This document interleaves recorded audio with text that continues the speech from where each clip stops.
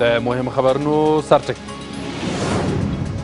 د اقتصادي غښتلتیا لپاره د افغان حکومت هڅې. ولسمشر غنی د کمال خان بند د درېیمې برخې د کار د پیل خبره کوي. امروز شورای عالی اقتصادی دایر شد، فیصله سر فیز سوم یا مرحله سوم بند کمال خان اجرا شد، ما تمویلش میکنیم. هلمند د طالبانو لاس د سقوط په ګواښ کې د والي مرستیال ولسمشر غني ته یو لیک استولی. یوازې په 2 ورځو کې 90 تنه امنیتي ځواکونه وژل شوي دي.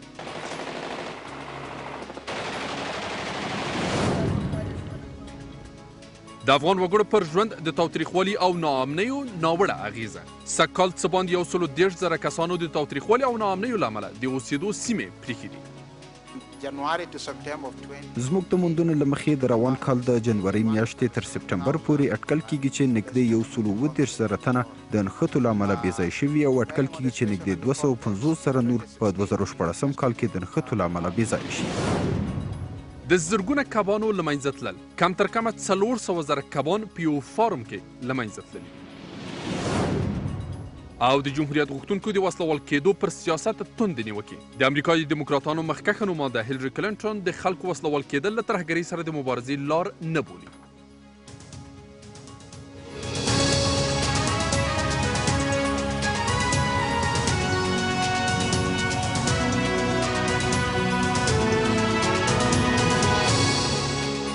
په خیر راغلی. په دې خبري ټولګي کې مو زه روح الله احمد زید هرکلی کوم. د کمال خان بند د درېیمې برخې کار به ډېر ژر پیل شي. ولسمشر غني وایي چې افغانستان د سیمه ییزې همکارۍ او نړیوالې سولې د ټکي د بدلېدو په حال کې دی. د ولسمشر غني په باور د ټاپي پروژې تګلورې به په یوې سیمه ییزې لویې لارې بدل شي. نور جزئیات په رپورټ کې. په ارګ کې د ټاپي له پروژې ملاتړ، موسیقي، شعر او له دغې پروژې د ملاتړ شعارونه.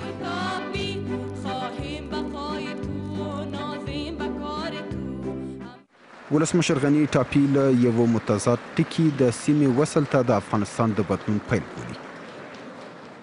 نن په افغانستان کې په اقتصادي موضوع کې یوه لویه اجماع ده. ټول نړۍ دې دا اجماع ته غوږ کیدی. این اجماع اقتصادی چیست؟ مردم ما با یک دیدگاه نو آمدن.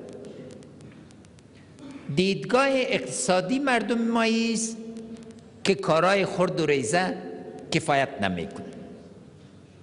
دیدگاه مردم ما است که پروژه بزرگ منطقوی و ملی باید از حرف به عمل بیاید تا موجب تغییر سرتاسری شد. ولسمشر د سږکال عوایدو ته هیله مند دی او ټینګار کوي چې د کمال بند د درېیمې برخې کار به ډېر ژر پیل شي. امروز شورای عالی اقتصادی دایر شد، فیصله سر فیز سوم یا مرحله سوم بند کمال خان اجرا شد، ما تمویلش میکنیم. ټاکل شوی چې ولسمشر ډېر ژر آذربایجان ته هم سفر وکړي. هغه سفر چې موخه یې د سیمه ییزو اقتصادي همکاریو پراختیا او د افغانستان او آسیایي هیوادونو ترمنځ د اوسپنې پټلۍ جوړول بلل کیږي. آل کار ما سر عزیز که خط آهن بتانیم ایجاد کنیم و سفرهای آینده ما که در این هفته و هفته بعدی خواهد باشه، نه تنها بعد از این تمرکز دولتتان و حکومت وحدت ملیتان سر امنیت خواهد بود، بلکه سر اقتصاد منطقوي خواهد. ولسمشر په داسې حال کې د لویو سیمه ییزو پروژو د پیل کولو خبره کوي چې په هیواد کې جګړه روانه ده او ټول راتلونکي پسرلي کې د تاوتریخوالي د زیاتوالي په اړه خبرداري ورکوي. په هلمند کې وروستۍ نښتې او دغه ولایت ته د مرکزي حکومت نه پاملرنه هلمند له سقوط سره مخ کړی دی. د هلمند مرستیال والي ولسمشر غني ته په پرانیستي لیک کې د مرکزي دولت د نه پاملرنې او نه ملاتړ له امله شکایت کړی او دغه ولایت ته د ولسمشر غني ورتګ اړین بللی دی. نوموړي دغه راز ویلي دي چې د تیرو 2 ورځو نښتو په ترڅ کې 90 تنه سرتیري وژل شوي دي. له دې سره سم ارګ ټینګار کوي چې هلمند تر اوسه د حکومت تر جدي پام لاندې دی او تر اوسه د ملي امنیت شورا کې د هلمند په اړه څو مشخصې غونډې نیول شوي دي. په دې شپو ورځو کې په هلمند کې جګړه توده شوې. د هلمند د والي د مرستیال په وینا دغه ولایت له سقوط سره مخ دی. په هلمند کې د جګړې دروندوالی له مرکز څخه د مرستندویه ځواک نه رسېدل او د دولت نه پاملرنه د دغه ولایت د ناامنه کېدو لامل بلل شوي دي. څرنګه چې د هلمند مرستیال والي ولسمشر ته پرانیستي لیک کې له نوموړي غوښتي څو ډېر ژر د دغه ولایت د ژغورنې لپاره ګام پورته کړي او هلمند ته راشي. ښاغلی ولسمشره، هلمند له سقوط سره مخ دی او ستاسې راتګ اړین دی. په 2 ولسوالیو ګرشک او سنګین کې د لیندۍ په 26مه او 28مه زموږ 90 تنه سرتیري ووژل شول، خو په دې اړه پاملرنه ونه شوه. له دې سره سم په زمري میاشت کې د نوزاد ولسوالۍ سقوط وکړ. لسګونه ځوانان، رینجر، وسلې او مهمات د دښمن لاسته ورغلل. دلته نه چاته جزا ورکړل شوه او نه هم له چا پوښتنه وشوه. موږ د هرې ولسوالۍ د سقوط په اړه له سیمه ییزو ارګانونو نیولې تر ملي امنیت شورا پورې خپل غږ اوچت کړ، خو چا زموږ غږ ونه اورېد. خو د هلمند د والي ویاند او د ملي دفاع وزارت ویاند د مرګ ژوبلې کچه د هغه څه پر وړاندې لږ بولي چې د هلمند مرستیال والي یې ویلي. د دوی په باور دغه ولایت کې وضعیت دومره هم خراب نه دی. مخالفین زیاد است، مگر قوای امنیتی افغانستان، قوای امنیتی قهرمان ما و شما به بسیار قهرمانانه دفاع میکنند. اونجا در جنگ هستند، عملیات بسیار جدی دارند. سره له دې چې د هلمند مرستیال والي پرانیستي لیک کې هلمند ته د ولسمشر ورتګ اړین بولي، خو ارګ وایي چې د ملي امنیت شورا د هلمند د وضعیت په فکر کې ده او وروستیو څو اونیو کې د دغه ولایت د امنیتي وضعیت د ښه والي لپاره څو غونډې کړې دي. شورای امنیت افغانستان که در رأسش رئیس جمهور و در اعضایش تمام رهبری حکومت افغانستان قرار داره، یک بار نه بلکه چندین بار از چند هفته به این طرف نشست‌های مشخصی را در مورد وضعیت هلمند برگزار کرده و رئیس جمهور افغانستان علاوه بر اینکه از مقام ولایت و مقام‌های ولایت از منابع دیگه خصوصا نهادهای امنیتی افغانستان همواره گزارش دریافت میکنه. نږدې یوه اونۍ کېږي چې هلمند کې جګړې زور اخیستی. د هلمند د مرستیال والي په څېر ډېری اندېښمن دي چې د مرستو نه رسېدل او نه پاملرنه به د دې لامل شي څو یو ځل بیا یو لوی ښار سقوط وکړي او هلمند هم د کندز له برخلیک سره مخ شي. تاوتریخوالی او ناامنۍ د دې لامل شوي څو د روان کال په ترڅ کې 130,000 کسان خپل هیواد پرېږدي. د ملګرو ملتونو د وګړو صندوق د نوي رپورټ له مخې دغه شمېر به راتلونکي کاله پورې 250,000 پورې ورسیږي. په یاد رپورټ کې راغلي دي چې تاوتریخوالی او ناامنیو ښځې او ماشومان زیانمن کړي او افغانستان کې څه باندې 7 میلیونه تنه بیړنیو مرستو ته اړتیا لري. له کلونو راهیسې په هیواد کې جګړې د افغانستان د خلکو پر ژوند سیوری خړولی. یو شمېر یې بهر ته تللي او یو شمېر نورو یې خپلې سیمې پرېښي او دغه راز ډېری نور کسان د خوندي سیمې د موندلو لپاره له یوه ښار څخه بل ته تللي. دغه رپورټ کې طبیعي پیښو ته د کډوالۍ د عامل په توګه اشاره شوې. زموږ د موندنو له مخې د روان کال د جنورۍ میاشتې تر سپټمبر پورې اټکل کېږي چې نږدې 130,000 تنه د نښتو له امله بېځای شوي او اټکل کېږي چې نږدې 250 سره نور په 2014 کال کې د نښتو له امله بېځایه شي. د ښځو او ماشومانو زیانمنتیا د دې لامل شوې څو د ملګرو ملتونو د وګړو صندوق ته ډېره اندېښنه څرګنده کړي او دغه قشر ته د ښو خدمتونو د وړاندې کولو غوښتنه وکړي. په افغانستان کې ښځې تر نارینه‌و ډېرې له تاوتریخوالي سره مخ دي. ناامنۍ په ادارو کې د ښځینه کارکوونکو کموالی او د اسانتیاو نشتوالی کډوالې ښځې له ننګونو او ډېرو محدودیتونو سره مخ کړي او نه دي توانېدلي چې په سمه توګه روغتیایي خدمتونو ته لاسرسی ولري. د اقتصاد وزارت هم په هیواد کې د بېځای شویو کډوالو په اړه د اندېښنې په څرګندولو سره وایي چې دولت کولی شي له دغه رپورټ څخه په ګټنې کورنیو بېځایه شویو کډوالو لپاره کار وکړي. گزارش امروز یکی از او گزارش‌هایی است که ما را قادر می‌سازد تا ببینیم که در کشور چه می‌گذره، وضعیت خواهرای ما چه شکل است، وضعیت جوانان به چه صورت است و اگر تصمیم برای کمک گرفته میشه این گزارش یکی از گزارش‌های بسیار مهم است.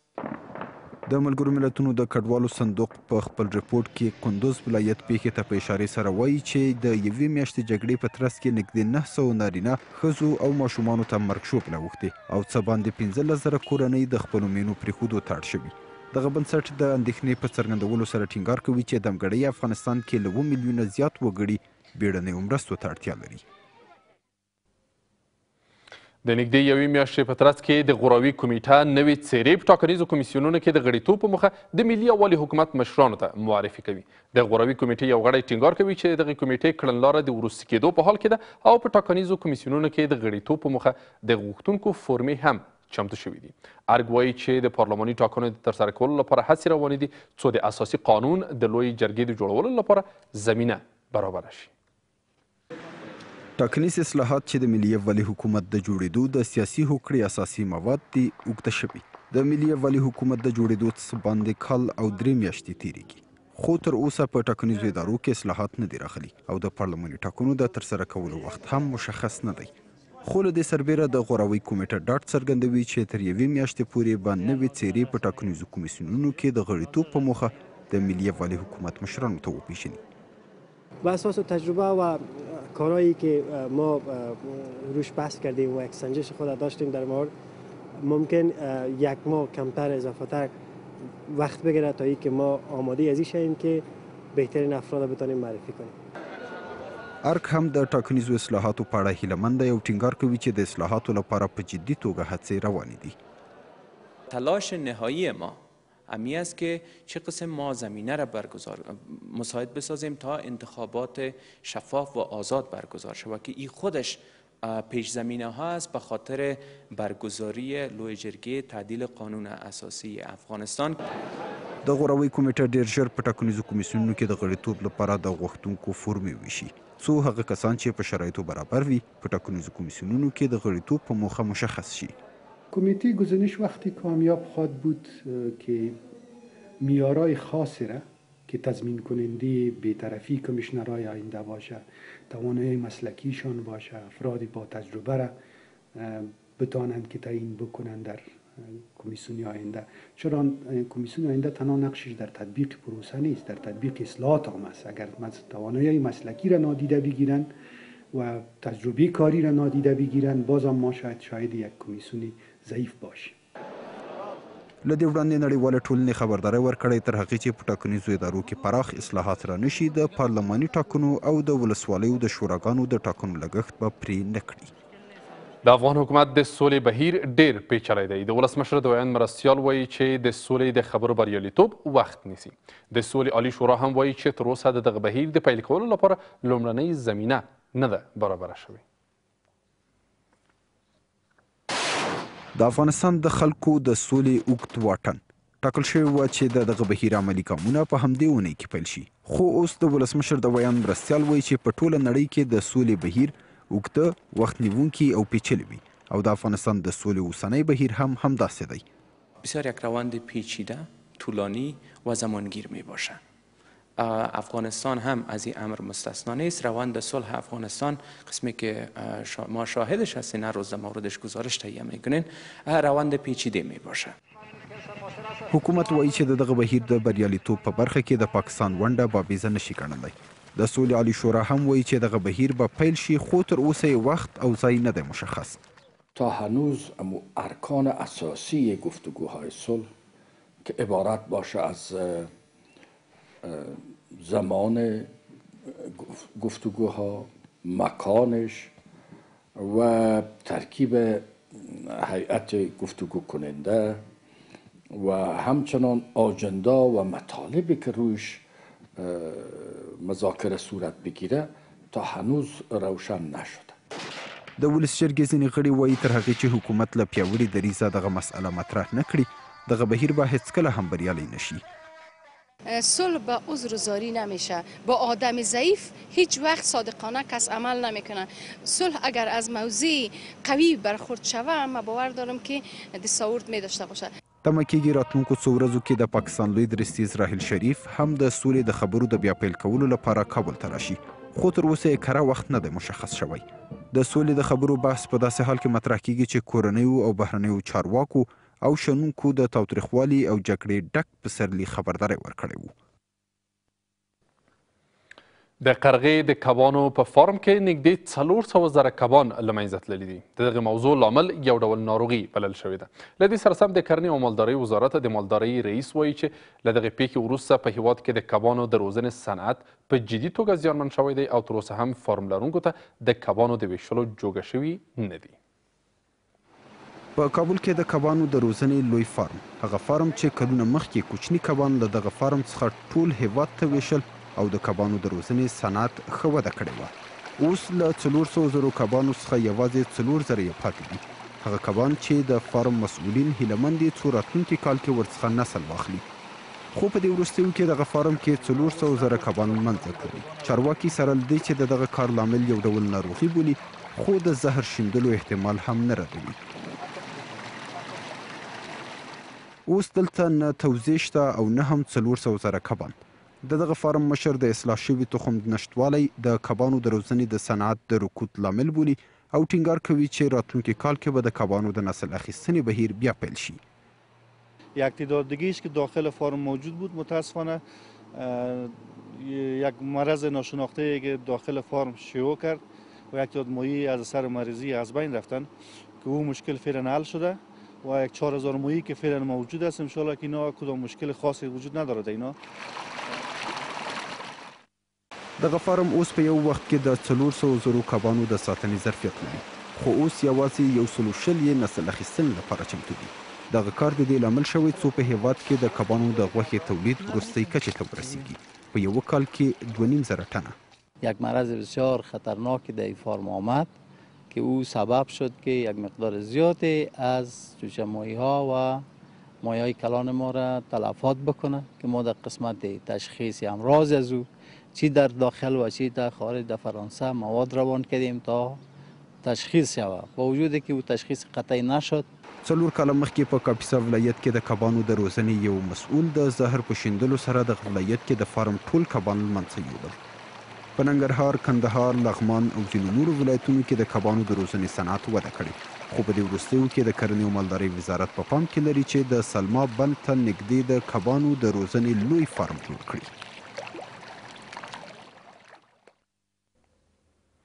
د لوړو زده کړو وزارت د لوړو زده کړو د قانون په اړه د تقنیني فرمان ملاتړ کوي او هغه د هیواد د پوهنتونونو د استادانو په ګټه بولي.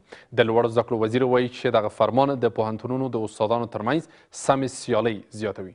د لوړو زده کړو وزیر دغه راز خبرداری ورکوي چې څه باندې 250,000 محصلین د وړتیا د نه لرلو له امله نشي جذبولی. د لوړو زده کړو په قانون کې ستونزې د محصلینو ناخوښي، دغه وزارت کې د بورسونو پیر او پلور او پوهنتونونو کې د زده کړو د کیفیت ټیټوالی مشرانو جرګې ته د لوړو زده کړو د وزیر د بللو لامل نه بلل شوي. اولا باید مطمئن شویم که امتحانات کنکور است و یا خیر و آیا اعتصاب استادان این پروسه را خدشه‌دار نخواهد ساخت؟ آیا دولتي پوهنتونونه به ونه تړل سي؟ د بلې خوا څخه موږ په دې سم خبر یو چې ایران هلته داسې په جعلي اسنادونو دکتوري خلکو ته ورکوي، ماستري خلکو ته ورکوي چې هغه اسناد د یو لیسانس سویه نه لري. د پاکستان څخه په عین شکل باندې موږ ته دغسې دسیسه جوړه سوې ده. په دې وروستیو کې د پوهنتونونو سلګونه استادانو د لوړو زده کړو په قانون کې د ستونزې له امله تحسن کړی و، خو څو ورځې کېږي چې دغه استادانو د شرطونو په ایښودو سره له تحسن څخه لاس اخیستی. د لوړو زده کړو له وزیر څخه د مشرانو جرګې د غړو پوښتنې هم په همدې اړه دي، خو هغه یو ځل بیا د لوړو زده کړو د نوي قانون ملاتړ کوي. زمینه های ماستری را در داخل و بیرون از کشور امروز برشان مهیاست و ما کوشش میکنیم که اینا را ظرفیت سازی بکنیم و همین که یک قید بر از اینا وضع میشه، ما یقین دارم که این قید باعث میشه که اینا خود تلاش بکنن که بعد از اینکه به سطح عالی از پوهنتون فارغ میشن برن و ماستری هم بگیرن. خو ځینې استادان چې تحسن یې کړی و نن ملي شورا ته راغلي او د لوړو زده کړو د وزیر پر خبرو په کلکه نیوکې کوي. استادا در یک اجماع عمومی فیصله خواهند کرد. اگر به صورت عاجل به خواستهای مشروع و قانونیشان رسیدگی صورت نگیره، فیصله خواهند کرد که پروسه کنکور که یک پروسه ملی است این را تحریم خواهد کرد. استادایی را که خلاف قانون نگاه میکنه برای 1 سال به اساس کدام قانون نگاه میکنه؟ و یا ای که شما فکر بکنین در ظرف 10 سال 12 سال بسیار کم استادا تقاعد شده و برای استادا مدت 5 سال و 10 سال تمدید وظیفه شده. این امکان داره که 10 سال تقاعد نکرده باشه و بالاخره 140 نفر در مدت 10 سال از تمام پوهنتون‌های افغانستان تقاعد کنه. دغه ټولې خبرې په هیواد کې د کانکور د ازموینې له نږدې کېدو سره برابرې دي. د سږ کال د کانکور په ازموینه کې 350 زره تنه برخه اخلي چې هغو څخه د لوړو زده کړو وزارت یوازې 113 زره تنه د لوړو زده کړو په عالي او نیمه عالي مؤسسو کې جذبوي.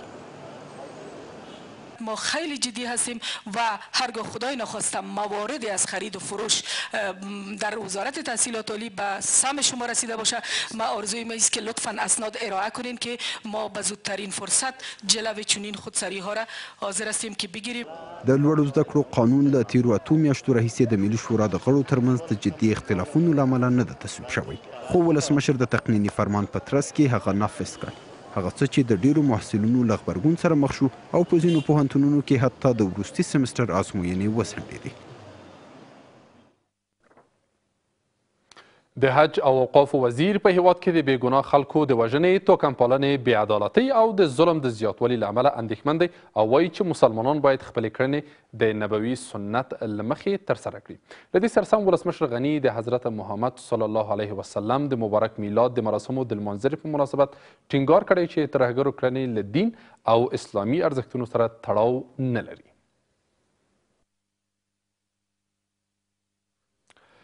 د 5 ګونو لوبو د فدراسیون د لوبڅارۍ او روزنګرۍ لومړۍ پوهنغونډه نن د اولمپیک په ملي کمیټه کې پیل شوه. په دې پوهنغونډه کې د هیواد له مرکز او ولایتونو څخه څه باندې 200 ښځینه او نارینه لوبغاړو ګډون کړی چې ټاکل شوي د 3 ورځو لپاره د اړوندو برخو د ټرینرانو له لوري ورته روزنه ورکړل شي. په همدې حال کې د هیواد د 5 ګونې لوبې د فدراسیون د مشر په وینا ټاکل شوي تر راتلونکي یوې میاشتې څو لوبغاړي د روزنګرۍ په هغه پوهنغونډه کې چې په کوریا کې ترسره کیږي ګډون وکړي.